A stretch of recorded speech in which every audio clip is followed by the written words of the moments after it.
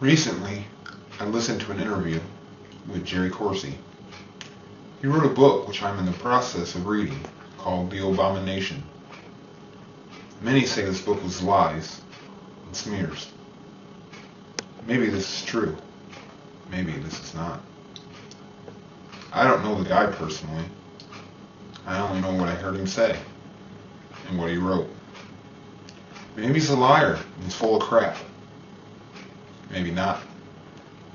How do you know he isn't telling the truth? You can say what you want and agree it's a load of slander to make money by bashing presidential candidates. That might be true too, but you don't know that. No one knows who's telling the truth and who isn't.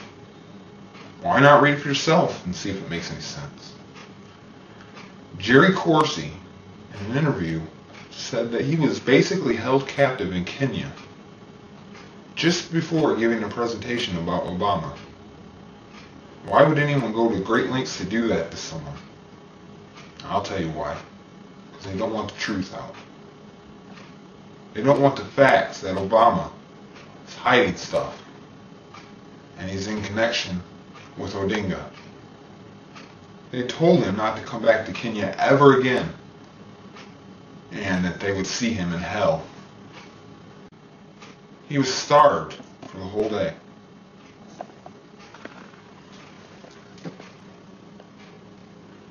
And then he was escorted to the airport to leave. Obama personally emailed Odinga. And to be more careful now, he has Mark Lippert, who's the middleman, for getting the emails. Who's Mark Lippert, you ask? Lippert is a long-term Obama Senate staff member identified by the Chicago Sun-Times as a member of Obama's quote-unquote inner circle of foreign policy experts. Hiding more stuff by having your inner circle take care of everything?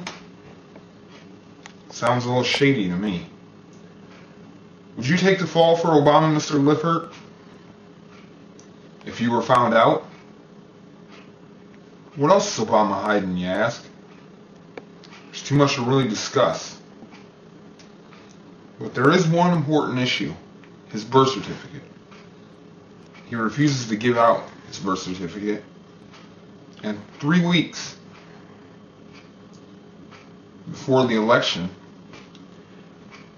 the Democratic staff filed an injunction so he would not have to give it out. You scared, Mr. Obama? What's your big deal? What are you hiding? I'll tell you what it is. You're not an American citizen, and you can't let that or anyone know, or you'd be disqualified from the presidential race. That would lead you to your bigger plans to ruin America from the inside out. Impossible. Lord knows you can't have that. Your plan must go through, no matter what it takes. An inside job, how brilliant. And you cover up your hide side with your Harvard degree and comfortable home life with a wife and 2 girls. America, we're in a sad state, and you have no one to blame but yourself. I pray the Lord has mercy on this country, because we got a long 4 years ahead of us. I end with this because there are a lot of naysayers and people who will hate and discredit what I have to say. And that's fine. I know I can't convince everyone, nor please everyone. How do I know all this to be true? I'll tell you honestly, I don't. This I will say though. How do you know George Washington was the first president? Or that the War of 1812 actually took place? Was there a guy really named Magellan? Did Columbus sail the ocean blue? Do you believe it? Because people told you, because you read it in a history book? You learned it in school? What if none of it's true? You're just led to believe it. Then again, what if it's not? And what if the book, The Abomination, is not lies either? What if it is true? America, what if we are in serious trouble?